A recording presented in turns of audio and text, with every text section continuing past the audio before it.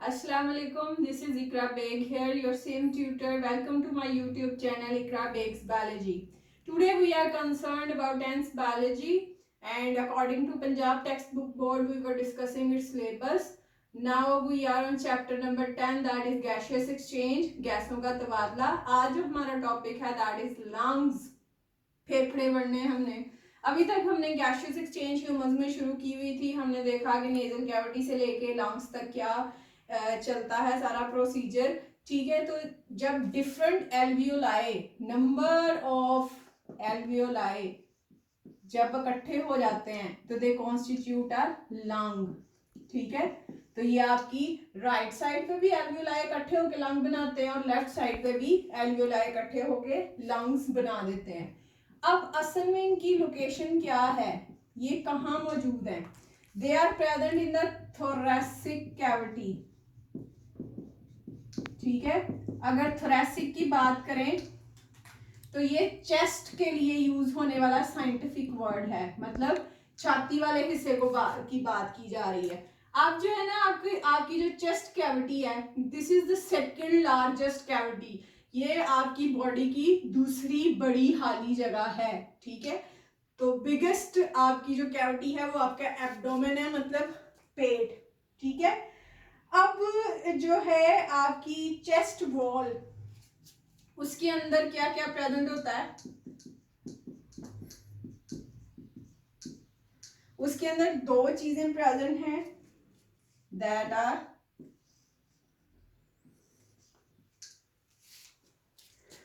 Twelve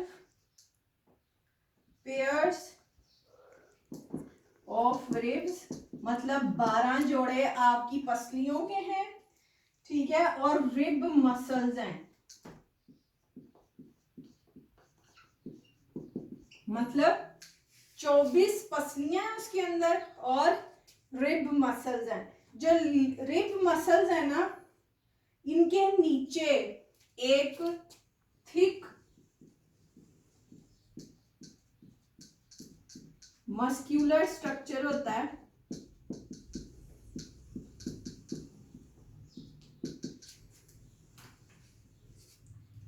जिसे हम diaphragm कहते हैं.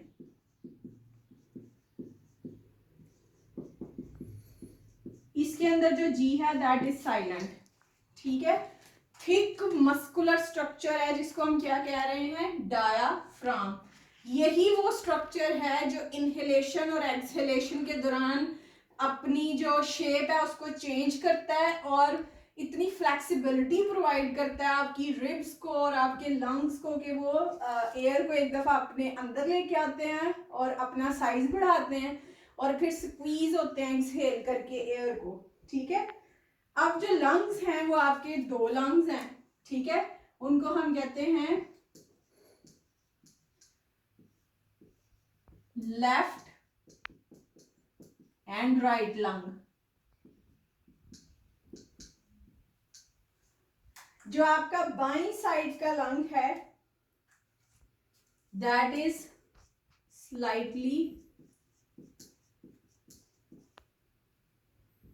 स्मॉलर, मतलब थोड़ा सा छोटा है लेफ्ट राइट वाले से. ठीक है, और इसके दो लोब्स हैं, दो पोर्शन हैं इसके. ठीक है जी, उसके बाद जो राइट वाला है दैट इज लार्जर, ये बड़ा है उससे, और ये 3 लोब्स पे है. ठीक है, इसके 3 डिफरेंट पोर्शंस हैं. अब जो लंग्स है ना, बेसिकली ये स्पॉन्जी हैं एंड इलास्टिक. जैसे बर्तन धोने के लिए एक स्पॉन्ज यूज होता है ना, आप जब उसको स्क्वीज करते हैं तो उसमें से सारा साबुन और पानी निकल जाता है, या खाली पानी भी जो आपने उसको पानी उसके अंदर भरा होता है वो उसमें से स्क्वीज आउट हो जाता है. बिल्कुल उसी तरह का स्पॉन्जी हैं आपके लंग्स दोनों, और इलास्टिक भी हैं. जो इलास्टिसिटी आपकी रबर बैंड्स में या किसी भी चीज में, उसी तरह की इलास्टिसिटी लंग्स के अंदर भी मौजूद है. अच्छा, इसके अंदर साथ साथ ब्लड वेसल्स भी हैं जो आपके फेफड़े हैं ना, इनमें ब्लड वेसल्स भी हैं। ये वही ब्लड वेसल्स हैं जो एल्वियोलर सैक्स तक पहुंचती हैं, और ये पल्मोनरी आर्टरी और पल्मोनरी वेन में से कॉन्स्टिट्यूट हुई होती हैं। ठीक है। अच्छा, अब जो आपका लंग है ना, बेसिकली वो कुछ इस तरह से प्रेजेंट होते हैं। ठीक है, ये वही ट्रैकिया का पोर्शन आ रहा है। ठीक, ये जो है लेफ्ट साइड है, स्लाइटली स्मॉलर। ठीक है, और ये जो है राइट साइड है, स्लाइटली लार्जर। ठीक है, मतलब ये लेफ्ट लंग है, ये राइट लंग है, ये 2 लॉब्स वाला है और ये 3 लॉब्स वाला है। ठीक है जी। अब ये बिल्कुल इसी तरह नहीं प्रेजेंट होता। ठीक है, इसके बाहर एक मेम्ब्रेन होती है, एक तो अपनी मेम्ब्रेन है उसकी और एक इसकी बाहर मेम्ब्रेन है, इस तरह झिल्ली जिसको कहते हैं। ठीक है, जो आउटर है उसे कहते हैं आउटर प्लूरल मेम्ब्रेन।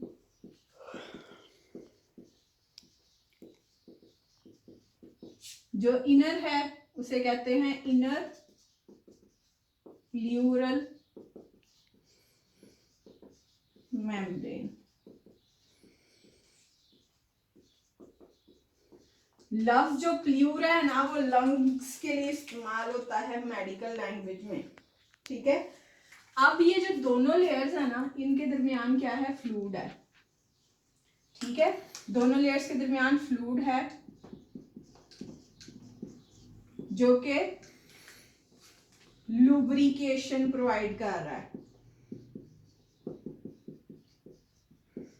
लुब्रिकेशन का मतलब है कि ये कुशन के तौर पे काम कर रहा है। जब भी आपकी दरवाजे की कुंडी जो है आवाज देने लग जाती है, आप उसको ऑयल देते हैं तो वो आसानी से जो है उसमें से लग भी जाती है कुंडी और खुल भी जाती है। ठीक है, बिल्कुल इसी तरह ये जो फ्लूइड है, ये लुब्रिकेंट के तौर पे दरमियान में इनर और आउटर प्लूरल मेम्ब्रेन के दरमियान पड़ा हुआ है, प्लूरल मेम्ब्रेन के दरमियान।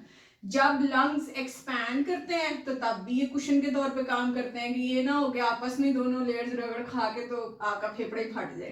ठीक है, और जब अपनी जो है जगह से ये जो है वो कॉन्ट्रैक्ट कर जाते हैं तो उस वक्त भी ये फ्लूइड लुब्रिकेशन के तौर पे काम कर रहा होता है। तो बेसिकली इसका जो मेजर रोल है ना, वो लंग्स की कॉन्ट्रैक्शन और एक्सपेंशन के दौरान है, जिसको इनहेलेशन और एक्सपायरेशन ऑफ एक्सहेलेशन और इनहेलेशन की बात करते हैं, जिसमें गैसेस की। ठीक है, तो this was all the introduction of lungs. मैंने आपको बताया कि नंबर ऑफ डिफरेंट एल्वियोलाइज मिलते हैं तो आपका एक फेफड़ा बनता है, और दोनों तरफ राइट और left there are different alveolar structure जो कि इकट्ठे होते हैं और लंग बना देते हैं। इसकी लोकेशन क्या है, थोरैसिक कैविटी में होते हैं, जिसको चेस्ट कैविटी भी कहते हैं। और ये कैविटी, ये हर जगह आपकी बॉडी की सेकंड बिगेस्ट या सेकंड लार्जेस्ट कैविटी है।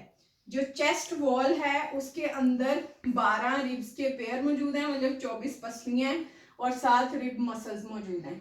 ठीक है जी, ये जो आपके रिब मसल्स हैं ना, बेसिकली ये भी बहुत इंपॉर्टेंट जो है फंक्शन परफॉर्म करते हैं। इनको हम लोग कहते हैं इंटर